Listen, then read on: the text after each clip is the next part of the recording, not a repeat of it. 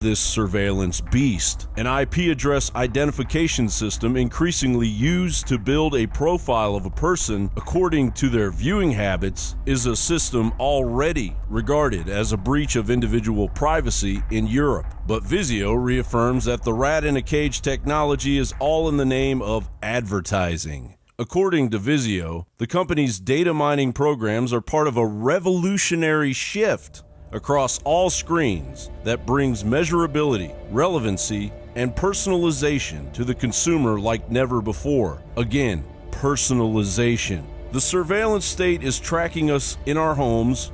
All of the new washing machines, dryers, computers, iPhones have cameras that are two-way, have audio that's two-way, and they admit they're tracking you.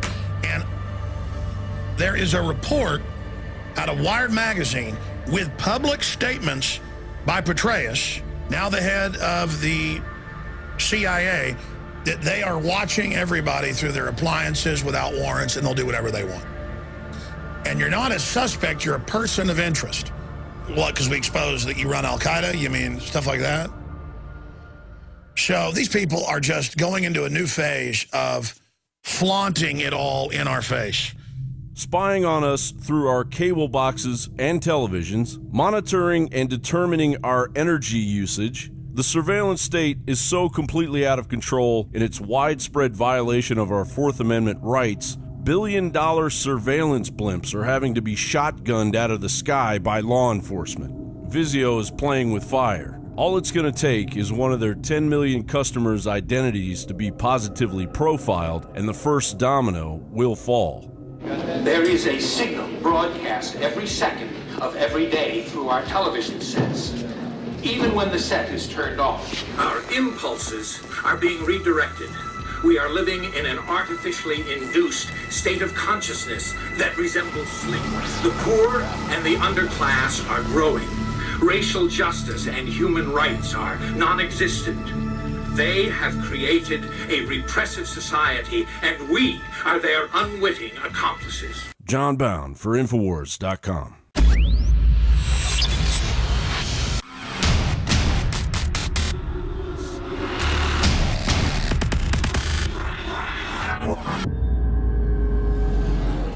Dr. Group joins us for the balance of this hour to talk about solutions. We have them up every couple of weeks. We have been trying to launch this for the last year. We got all of the organic ingredients to do it, and we've come up with a new Living Defense harmful organism cleansing dietary supplement, and it is extremely affordable. It is brimming with the capsules, and the way I read the facts, this could do a cleanse for really a family of 4 or 5 people. Dr. Group, let's just get into the product now and then into parasites themselves, what folks really want to hear about in the next segment. But thank you for developing this for InfoWarsLife.com. Tell us about Living Defense and why it's so special.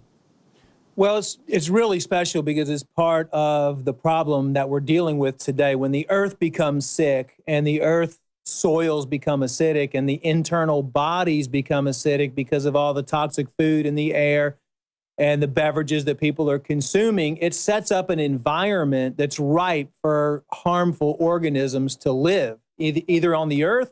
That's why a lot of the plants are infested with harmful organisms, or inside the body. And years ago, we linked every single disease process to an overgrowth of organisms in the body. And when people hear the word parasite, which the FDA does not like us to use, they actually came down on us and made us take the word parasite off everywhere, because we were exposing what the globalists have been doing, spreading these parasites and creating this environment, which is great for them to live in for years and years and years, because they know they drain us of energy, they make us sick. So we had to actually change the word parasite to harmful organism. And when we talk about harmful organisms, it's the definition, actually, the medical definition of parasite is any harmful organism that lives off of a host mechanism. Most people just think parasites are worms, but harmful organisms are bacteria, viruses that you can get through flu shots, funguses, yeast. We literally have an epidemic going on right now with molds and fungus and yeast living in everybody's body. This is something that I heard about over a decade ago. I didn't really believe. I did one of these cleanses or invasive organism or harmful organism cleanses. It really hurt a lot, but it did do a lot. With this was not painful like some other cleanses I've done. The product is available at INFOWARSLife.com. I've always read and heard that just one of the ingredients, black walnuts, is really good at flushing parasites, and that, animals out in the fields eat them and stuff to naturally do this. We do cleanses on our dogs, our cats, our horses, our cows. Why not us? Well, because they don't want you to know about that you need to do a parasite or a harmful organism cleanse. That's the thing. It's so secretive. And when we were doing our research into the root cause of every single disease, there's been plenty of proof. The statistics are clear. 9 out of 10 people are infested with harmful organisms like parasites. Parasites can be transmitted by people, pets, food, and the environment, and so many other sources. Once parasites have made it inside your body, they steal your nutrients and release toxic waste. They use the bathroom inside of you. It's time to start eliminating toxic and harmful organisms from your body. Introducing Living Defense, the new harmful organism cleanser by INFOWARSLife.com. Living Defense uses wild-crafted organic herbs to help naturally cleanse harmful organisms from the body. We are expected to sell out of this very, very quickly. This is our limited first-time run. So visit INFOWARSLife.com today to try Living Defense today while supplies last.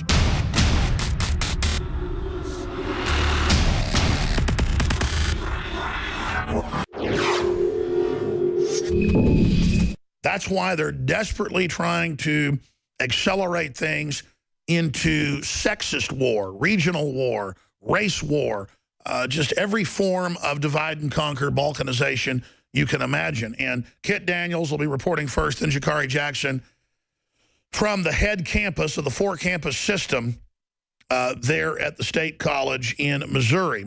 PC police now, after getting the chancellor and the president to resign, who were both liberals themselves for no reason, now want Thomas Jefferson taken down as racist and sexist. Melissa Click, the professor running around commanding the anti-free speech forces that was heading up large areas of the media department, now ran another disinfo op claiming she's resigned. That's from her unpaid commissar position over the media area. Not as a professor, blood-sucking off the state, in my opinion, as well. The viral video of her. Turns out the Mizzou hunger strike commanders tied in with George Soros and, of course, Berkshire Hathaway's commander who runs around running eugenics operations. They're all involved. His dad makes $8 million a year, heading up one of the largest railroads in the country. And Warren Buffett couldn't be happier. So this is all just completely staged, as it always ends up turning out to be. So that's just some of the news on that front. Joining us is Kit Daniels. He and Jakari have followed a bunch of very informative reports up on Infowars.com and PrisonPlanet.com. So, Kit, you've been there since yesterday afternoon. What is your view on what's happened? What can you report to people? Well, right now, we're in the middle of University of Missouri campus in front of the Thomas Jefferson statue. Now, this statue is the smoking gun of the whole situation up here in Missouri that you've all been reading the headlines past couple of days. On October 22nd, I wrote an article on Infowars.com about how some of the student groups like Black Lives Matter and whatnot were claiming that this statue was racist and sexist and needed to be removed. A couple of weeks later, the same student groups were the ones that ousted the president and ousted the chancellor as well. So, it's it really shows you how out of proportion everything has been and how exploited the situation has been. I mean, I'm sure there's some racist issues that are going on campus, no doubt about that. There's here and there. But this is what I like to call phantom racism, in which you have a situation that's blown completely out of proportion in order to exploit it and push a ultimate higher agenda. I mean, for example, it's just like the kind of feminist movements where they're claiming that, all men are rapists and there's rapists on every corner. It's just like here on campus where there's claiming that everyone's a racist and there's a Ku Klux Klan member on every corner. We actually had an African-American gentleman that stopped us on campus, concerned. He was like, is the KKK really out here on campus? So like, no, it's just been misinformation. That's what we also see. Well, who cares who they are? Go laugh at them. Yeah. Yeah, that's what I told Jakari. I was like, when we were in the hotel getting away to come here this morning, I was like, even if the Klan was here, we'd go and protest it. She'd report half of them are federal agents anyway. Well, it's just ridiculous. Like, somebody might be wearing a Halloween costume that scares me. Remove it immediately at Yale. It's just it's a witch trial. Meanwhile, we're all having our rights taken. We're all being targeted by the globalists. That's why they're doing this, Kit. Yeah, and it's like I had an incident with the TSA coming up here where I was detained for a long time. I missed my flight, but, you know, funny enough, the flight describe that. You shot a video on that, but just to show you where this country is, Jakari and the camera man went on ahead of you. You weren't able to. Describe what happened. Yeah, I had the TSA that stopped me. They swabbed my fingers. They ran me through the machine a couple times. Just patted me down, had me sit for 15, 20 minutes. And what's ironic was I was looking outside the terminal, and there's like a State of Kuwait plane. And I was telling Jakaria later, I was like, you know, they're not doing the same thing to them as they are to me, just like how the State Department was allowing the Muslim Brotherhood into the country, giving them port courtesy, telling the TSA, hey, don't bother these guys, just let them pass through. It's all security theater to exploit our fears and to make us give up our rights. The same thing here in the University of Missouri about the political correctness. Political correctness is used to exploit our fear of being social outcasts by like saying that, oh, to keep us in junior high. I mean, when I was 11, I thought people didn't like me. I was a little bit depressed. Most kids are. I was going through social stuff. Kids saying mean things would hurt my feelings. But by about 13, I could care less. Most people still care in college what somebody says about them. They're trying to arrest development. They're trying to keep us little scared kids on their plantation. You're absolutely right. But specifically, your video's titled, The TSA, What They're Not Telling You. What was their excuse for searching you and making you miss your flight? It's probably because I'm not donating money to the Clinton Foundation. Yeah, that would be a good thing. No, because I'm not. Yeah, exactly. I mean, how did they detain you? What did they do to you? Oh, they just had me. They ran on the swab thing over my fingers, had me run me through the machine a couple times, patted me down. And it was like I told them afterwards, my flight already took off by the time I was done with it. So they just ran you for the ringer for fun and made you sit there. Yeah, I've had them do that to me. Yeah, yeah, and I think they did the same thing to Mike or cameraman. Maybe not as severe, but well, they got to be careful because ISIS, who our government created and funds and gave missiles to, is shooting down airplanes and blowing them up. So they've got to take our rights now to keep us safe from their bosses. Yeah, yeah, and what people don't realize is the whole government is. I think it was the Cardinal de Richelieu, I think is how you pronounce his name, the 17th century French statesman, who proposed this idea of reasons of state, which unlike me and you, the state, the government, politicians, they don't concern themselves with ethics or morality.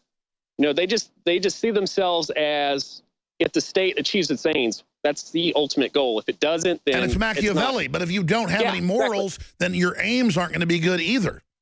Exactly, and the tyranny that results that I'm experiencing, everyone around here is experiencing, political correctness, that's all a direct result of this idea of reasons of state. Well, Ken, I've heard that, I've seen the video of them going after people, and they had to cancel classes because of the hysteria, and that they were promising to go after free speech rallies. Have you seen anything like that, or have you had any? Let me tell you something funny about that. We went down to the Starbucks just down the road from here on campus. I was going to go in there and get one of them red politically correct coffee cups. She'd report on it and tie it into the whole University of Missouri political correctness. They shut Starbucks down because the employees were too scared to show up to work because of all the political correctness run amok.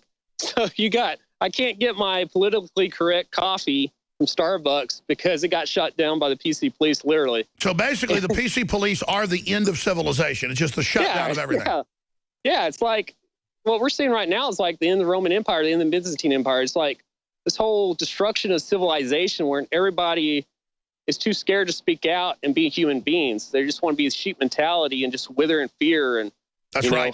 Let me see the evil guy that this first Declaration of Independence would have ended slavery. Let's see Thomas Jefferson, a huge critic of slavery. And they mindlessly point out that he was born into a slave-owning family, but then freed them. Yeah, I want to point out something else about that, because the whole Black Lives Matter movement, and they're saying they're fighting against racism, but racism, like I said in a video I shot last night, racism is a collectivist concept. I mean, you're grouping people by race and stereotyping them. The only way individualism would just do away with racism to begin with. And this is a guy who fought for individualism. Jakari Jackson reporting from the University of Missouri. Yes, Alex, we've been out here for about a day or so. We came in late last night. Most of the protests and the other activities have subsided. As you can see out here, it's a pretty quiet day. We've had various threats, so some bogus threats at that. The KKK coming out here, a lot of